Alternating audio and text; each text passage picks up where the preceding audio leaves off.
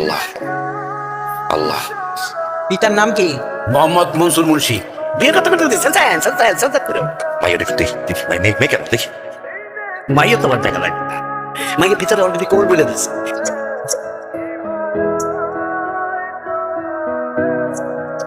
এই বিয়ে সম্পর্কে কিন্তু আমি কিছু জানতাম না।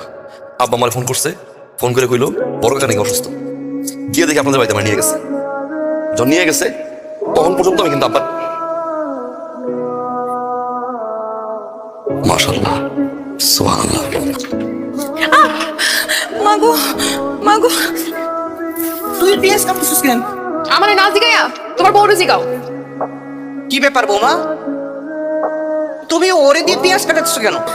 আম্মা, আমি একটু সীমারে বলছি পেঁয়াজটা কাটতে।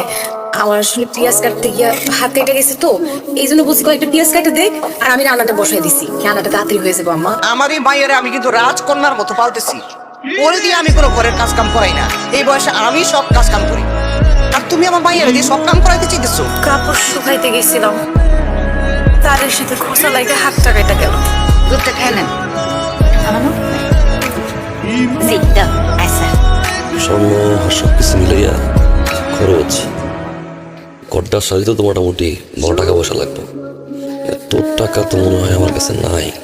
এখন তো টাকা তোর থাকবোই না, আমি তোর জন্ম দিছি না, আমি খুব ভালো করে জানি তোর টাকা কই যায়।